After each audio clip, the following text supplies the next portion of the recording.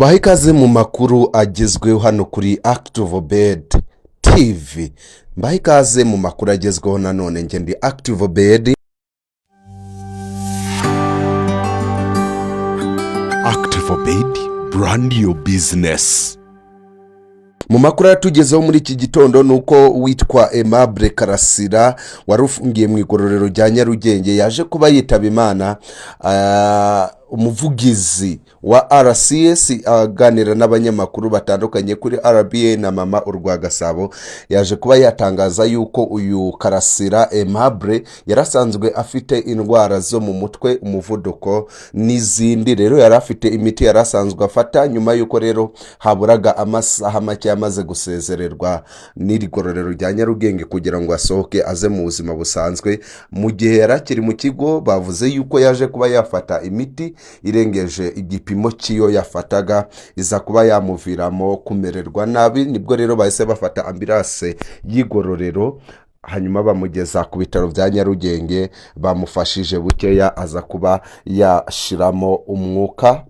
Ripo Aimable Karasira Professeur. Mu yandi makuru rero, super manager mu rukiko ari kuregamo mu kirego ari kuregamo MTN ayishinja kuba baracuruje igihangano cye.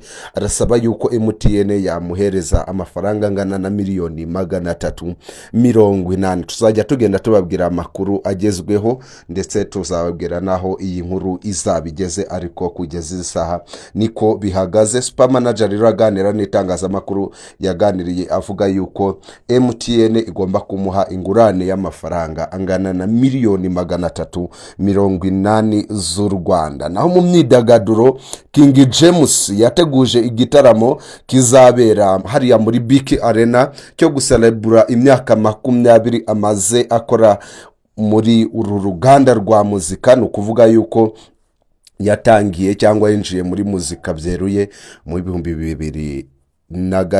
Ubu ngubu rero muri 2026 amaze imyaka isaga 20 yose. Nyuma rero y'iminsi 3 gusa ashize hanze amatike yaje kuba yarangira sold out.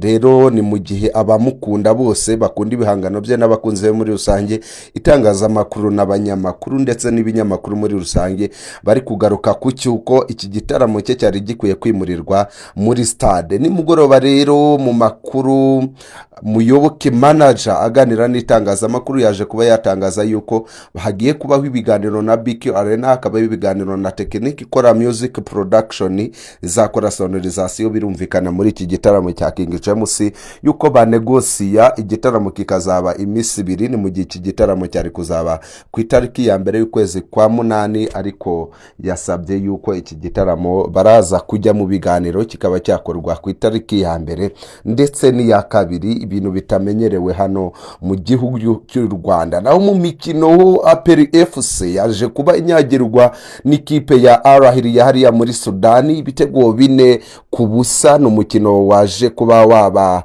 mu masaha ya nimugoroba. Rero ahangaha ba APR mwihangane, bibaho. Abariyo nabo bakaba bari mu mutigito wo kuba bishimira gutsindwa kuyu mukeba wabo APR FC. Ni mu gihe kandi bamwe muri baba bari kugaruka ku cyuko Al Hilal FC yo muri Sudani yaje kuba yabahorera ku mukeba. Nge ndi ActiveBed n'amakuru agezweho. Ejo tuzasubire tubagezeho amakuru azabagezweho n'ubundi. Turifuza rero ko nawe utarakora subscribe, ukora subscribe kugira ngo uze ujya ukurikira amakuru tukugezaho. Nge ndi ActiveBed.